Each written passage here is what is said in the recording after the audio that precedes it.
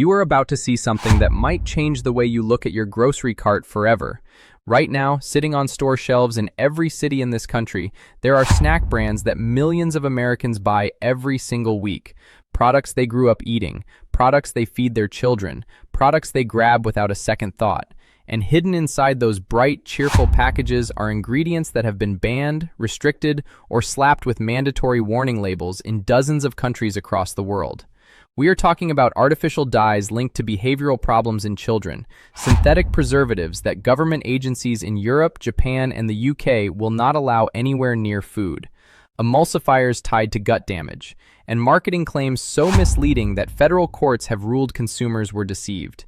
What makes this worse is that the companies behind these products already know the formulas are controversial. Many of them have been forced to clean up their recipes in other countries to meet stricter safety standards. They make a safer version for Europe. They make the chemical-heavy version for you. Same logo, same brand name, completely different ingredients depending on where you happen to live. Today, we are counting down 10 popular snack brands that you need to think twice about before putting in your cart. Every one of these is made by a billion-dollar corporation. Every claim you are about to hear is backed by lawsuits, peer-reviewed research, or government regulatory data. And by the time we get to number 1, you may never look at your pantry the same way again. Let us get into it.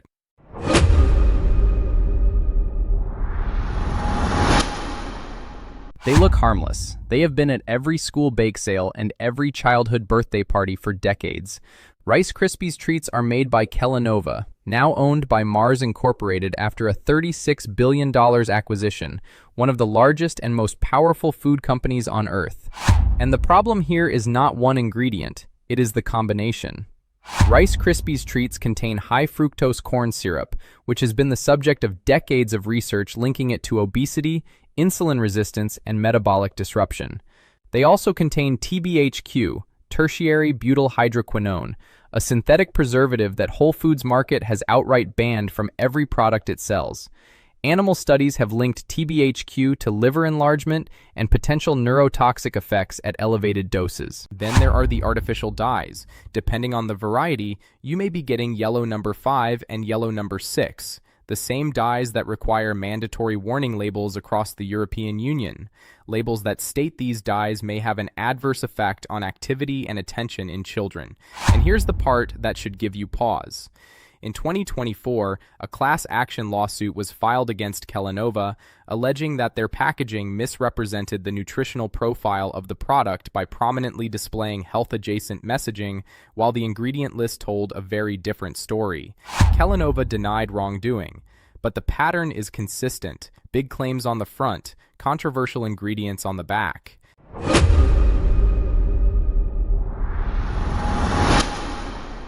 You cannot eat just one. That is not a coincidence. That is product engineering.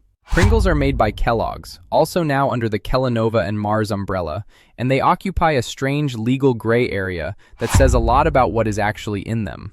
In 2009, a UK court ruled that Pringles could not be classified as potato chips under British tax law because they contain so little actual potato, roughly 42% potato flour, that they are legally something else entirely, a fabricated snack. The company initially argued this point themselves to avoid a higher tax rate, then reversed course when they realized the ruling cost them more money than the taxes would have. Think about that.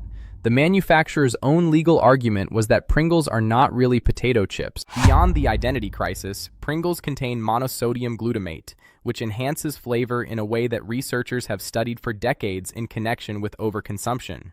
They also contain several artificial flavor compounds and are cooked in palm oil, which has drawn significant environmental and human rights scrutiny from international watchdog organizations.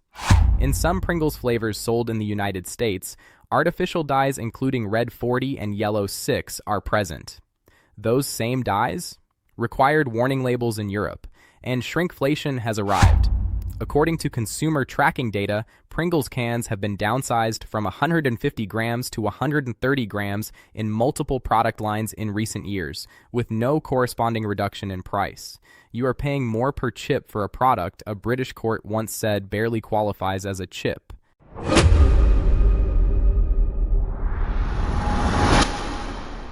The name says fruit. The ingredient list tells a different story.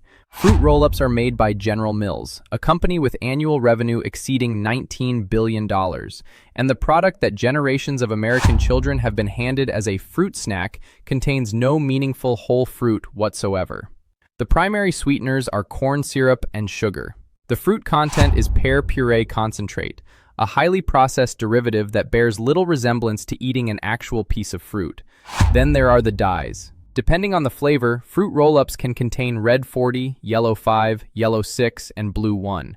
That is up to 4 artificial dyes in a product marketed directly at children with colorful packaging and cartoon imagery. A 2007 study published in The Lancet, one of the most respected medical journals in the world, conducted a controlled trial and concluded that artificial food dyes had measurable adverse effects on children's behavior. That study prompted the European Parliament to mandate warning labels on any food containing these dyes. In January of 2025, the FDA revoked authorization for red dye number 3 entirely, citing cancer concerns. The regulatory landscape is shifting, but the products are still on shelves. In 2023, a class action lawsuit was filed alleging that General Mills misled consumers by marketing fruit roll-ups and related products as containing real fruit, when the actual fruit content was negligible. General Mills contested the claims, but the lawsuit moved forward in federal court. You are buying your child food dye and corn syrup wrapped in the word fruit.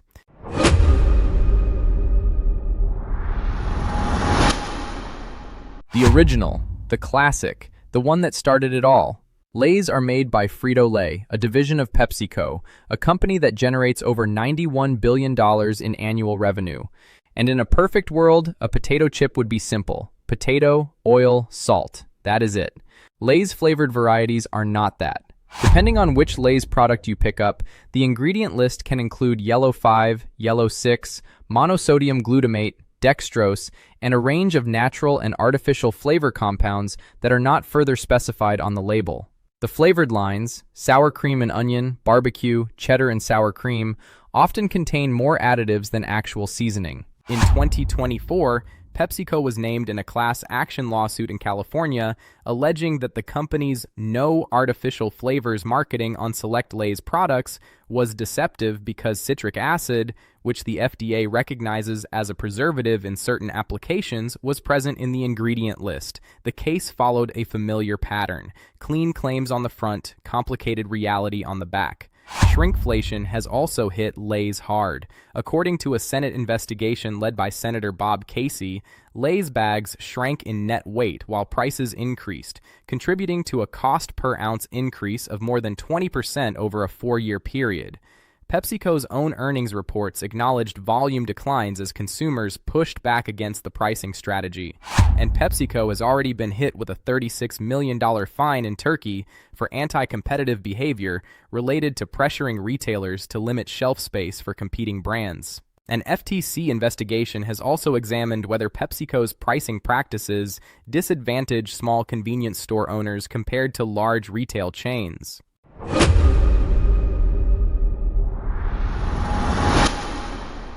You might not think of Gatorade as a snack, but it is consumed as a between-meal energy product by millions of Americans, including children, every single day. It is made by PepsiCo, and what it contains should not be going into anyone's body on a regular basis. The original Gatorade thirst quencher contains sugar, dextrose, and a significant sodium hit, which is partly by design for athletes engaging in intense physical activity. The problem is that the overwhelming majority of people drinking Gatorade are not competitive athletes replacing electrolytes after a marathon. They are children at lunch, teenagers at the vending machine, and adults who think they are making a healthier choice than soda. Then there are the dyes. Depending on the flavor, Gatorade contains yellow 5, yellow 6, red 40, and blue 1, sometimes in combination. These are the same dyes requiring warning labels in Europe. For a product aggressively marketed to children and young athletes, that ingredient profile is particularly concerning. In 2023, a class action lawsuit was filed against PepsiCo in New York, alleging that Gatorade's marketing, which positions the drink as a health and performance product, was misleading given its high sugar content and artificial dye profile. The suit specifically argued that marketing Gatorade to children without adequate disclosure of its dye content constituted deceptive trade practice. In the UK, Gatorade reformulations have reduced or eliminated certain dyes to meet stricter standards.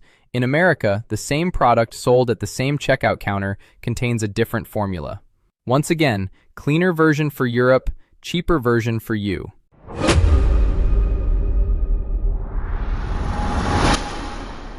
The peanut butter sandwich cookie, a staple in every vending machine in the country, made by Mondelez International, the same corporation behind Oreo and Wheat Thins, with annual revenue exceeding $36 billion. And the ingredient list on Nutter Butter is worth reading very slowly. The cookies contain partially hydrogenated oils, which are the primary dietary source of artificial trans fats.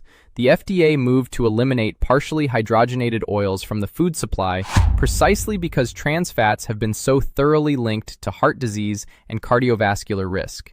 Their continued presence in this product, even in trace amounts under labeling thresholds, is worth knowing about. Nutter Butters also contain TBHQ, the same synthetic preservative flagged by Whole Foods Market and banned in products sold by health-conscious retailers. And depending on the variety, they contain artificial dyes including yellow 5, with all the associated European warning label requirements that come with it. In 2024, Mondelez was named as one of 11 major food companies in a landmark lawsuit, filed in December of 2024, that compared the legal strategy to actions taken against Big Tobacco. The lawsuit alleged that these corporations systematically engineered their products to create addictive consumption patterns, deliberately targeting the brain's reward systems to drive overconsumption. Nutter Butter was included among the cited products. Mondelez already produces cleaner versions of many of its products for European markets, where regulations are tighter. The American consumer gets the version with more additives. The reasoning is simple. American regulations allow it, so they keep doing it.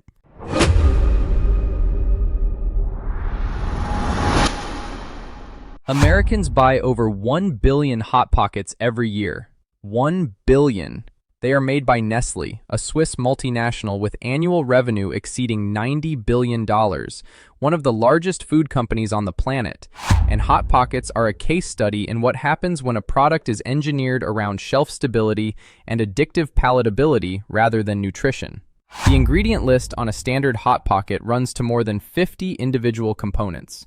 You will find sodium nitrite, the same preservative found in processed meats, classified by the World Health Organization as a Group 1 carcinogen in the context of processed meat consumption. You will find TBHQ. You will find multiple artificial dyes. You will find enriched bleached flour, which strips away the nutritional value of whole grain and replaces it with a fraction of what was removed. In 2021, Nestlé voluntarily recalled nearly 764,000 pounds of Hot Pockets pepperoni pizza products after discovering they may have been contaminated with extraneous materials, specifically pieces of glass and hard plastic, from a third-party supplier. It was one of the largest Hot Pocket recalls in the brand's history. Beyond the recall, the product's sodium content is staggering. A single Hot Pocket can contain over 800 milligrams of sodium, more than a third of the recommended daily limit in one item.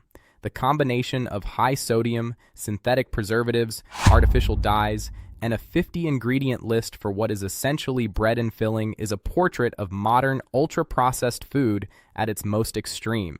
Nestlé sells cleaner convenience food products in European markets where ingredient standards are higher. For the American consumer, the formula stays as is.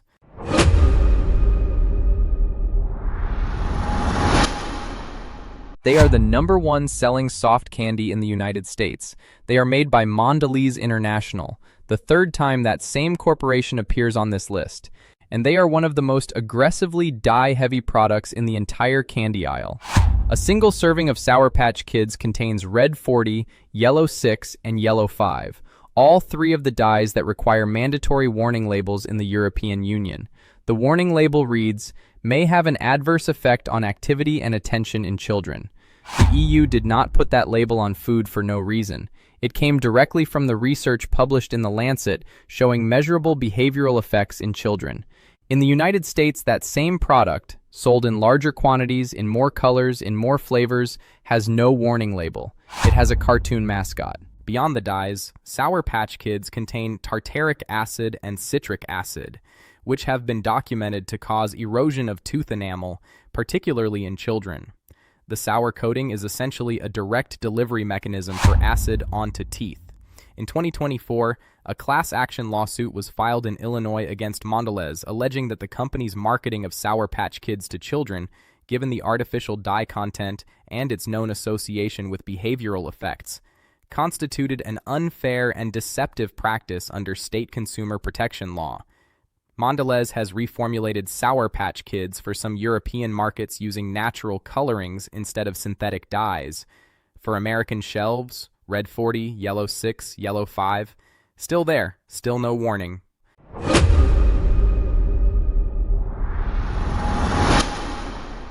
Ritz crackers have been on American shelves since 1934, 90 years. They are another Mondelez International product.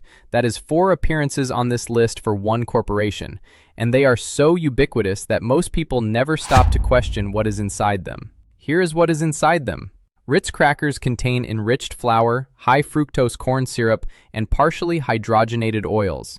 That same source of artificial trans fats the FDA has spent years trying to remove from the food supply.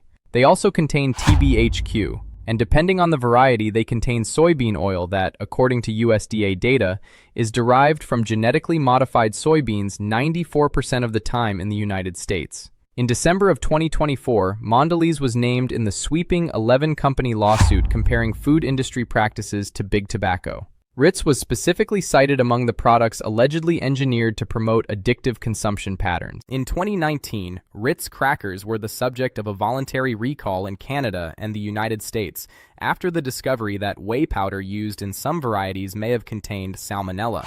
The recall affected multiple product lines, but the bigger story is the branding. Ritz has been heavily marketed as a versatile everyday snack, the kind of thing you put on a cheese board for guests, the kind of thing you serve at a casual gathering.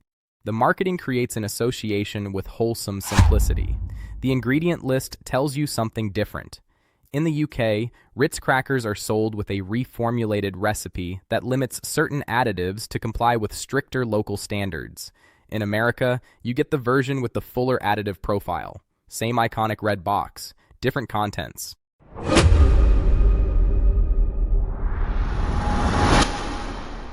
And here we are. Number 1 on this list is a product that is manufactured and marketed almost exclusively for children.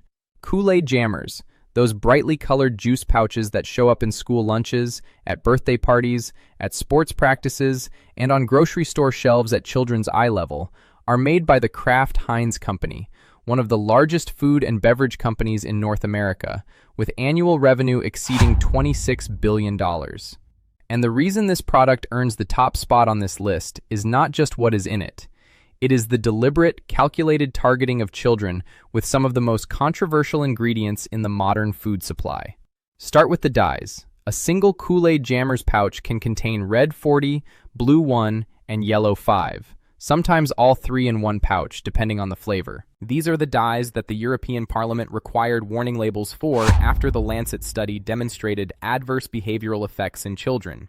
In the European Union, using these dyes in products specifically marketed to children is banned outright, not labeled. Banned. Then there is the sugar content. A single pouch contains the equivalent of multiple teaspoons of sugar in the form of high fructose corn syrup and added sugars, delivered in a small format package designed to be consumed in minutes. The American Academy of Pediatrics has recommended that children under 2 consume no added sugar and that older children consume it in strict moderation.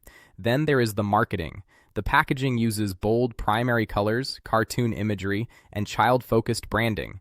The product is positioned at the bottom shelf, where children can reach it and point to it. This is not accidental shelf placement.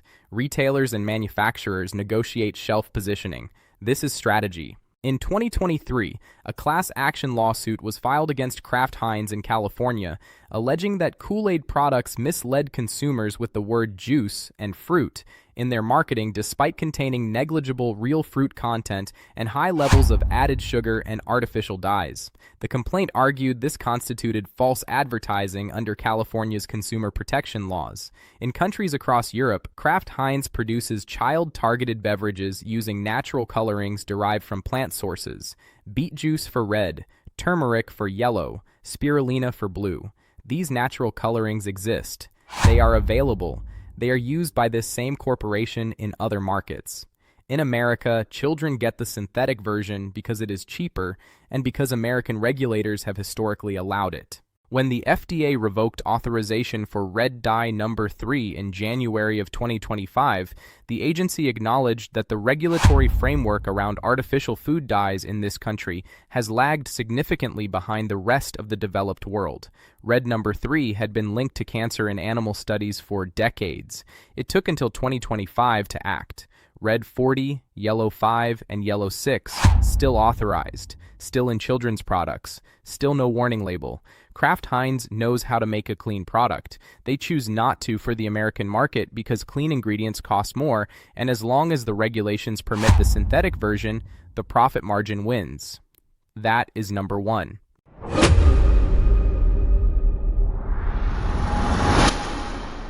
Here is the truth. These companies will not change on their own. They will not wake up tomorrow and decide to remove the TBHQ, reformulate the dyes, or cut the high fructose corn syrup out of goodness. They are publicly traded corporations accountable to shareholders, not to your family's health. The only language they respond to is money. But here is what is also true. The market is already shifting. Private label sales grew by 6% in 2023, according to Circana data. 42% of consumers told market research firm NIQ they are buying fewer name-brand snacks specifically because of pricing and health concerns. PepsiCo reversed elements of its shrinkflation strategy only after its snack volumes declined by 1.5%. Mondelez settled lawsuits and changed labeling. San Francisco filed a landmark legal action that could reshape how ultra-processed foods are regulated and marketed in this country. The companies are watching all of this, and they are adjusting. Slowly, grudgingly, only when forced to. So here is what you can do. Start reading ingredient lists. Not the marketing on the front, not the health claims, the actual ingredients on the back. Look for TBHQ, BHT, BHA, sodium nitrite, red 40, yellow 5, yellow 6, blue 1, high fructose corn syrup, and partially hydrogenated oils. If you see those, understand that most of the developed world has decided these chemicals do not belong in food. Look at store brand and organic alternatives. Many private label products have significantly cleaner ingredient lists at lower prices. Small batch snack brands, the ones making tortilla chips with 3 ingredients, crackers with 5, beef jerky with no nitrites, exist at every price point in every major grocery chain. They are not hard to find. They just do not have a $200 million marketing budget telling you to buy them. Support the companies doing it right. The more you buy from them, the louder the message becomes to the corporations that continue to choose the cheap, controversial formula for the American market. These companies make the cleaner version for Europe. They already know how. They are just waiting to see if American consumers will demand it. Start demanding it. Thank you for watching. If this changed how you think about what is on your shelves, share it with someone who needs to see it. And subscribe, because we put out new investigations every week, and the more people watching, the harder it becomes for these companies to keep doing business as usual.